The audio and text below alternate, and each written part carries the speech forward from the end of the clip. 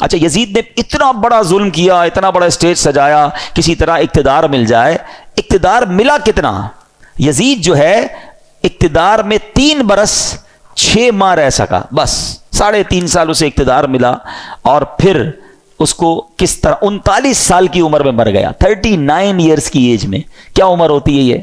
لیکن بڑی بری عادتیں تھیں، شراب کا عادی تھا، بدکاری کا عادی تھا. ایک رومی لڑکی سے اس کو عشق ہو گیا.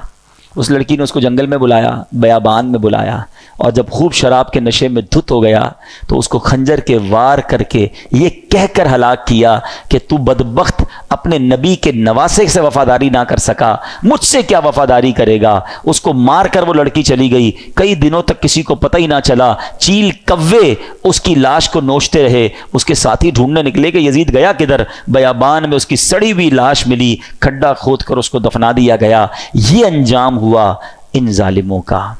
ایک یزید کے بعد سب سے بڑا جو یوں سمجھیے کہ کوفہ کا جو گورنر تھا نا، وہ بڑا مجرم تھا. اس کا نام تھا ابن زیاد.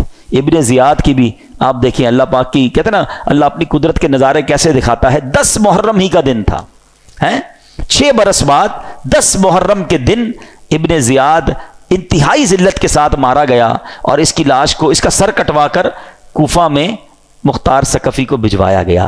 یہ وہی محل تھا جہاں امام حسین کے سر انور کو لایا گیا تھا.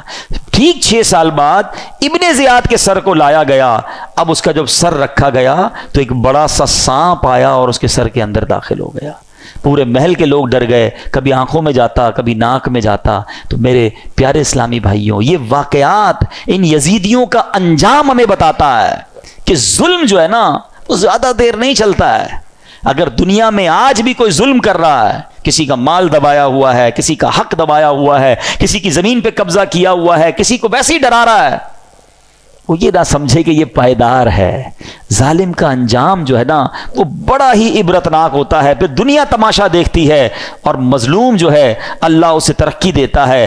ظالم ہونا یہ یزیدی طریقہ ہے، مظلوم ہونا یہ حسینی طریقہ ہے. کبھی ظلم ہو بھی جائے نا تو ظلم کا بدلہ ظلم سے نہیں دیا جاتا. اس نے ہمارے بندے مارے، ہم اس کے بندے مار دیں. آج کل یہی ہو رہا ہے، دشمنیاں چلتی ہیں. ہمارے یہاں نہیں تو کبھی قبائلی علاقوں میں چلے جائیں. ہمارا جب دورہ ہوتا ہے بلوچستان میں اور اندرون سندھ میں تو پتہ چلا وہ خاندانی اور قبائل کی لڑائی چل رہی ہے. انہوں نے ہمارے بندے مارے، اب ہم ان کے ماریں گے. اسی چکر میں زندگیاں گزر گئیں. ختم کریں ان چیزوں کو. ظلم کرنے والا کبھی کامیاب نہیں ہوتا. اللہ مظلوم کے ساتھ ہوتا ہے، مظلوم کی دعا سنی جاتی ہے.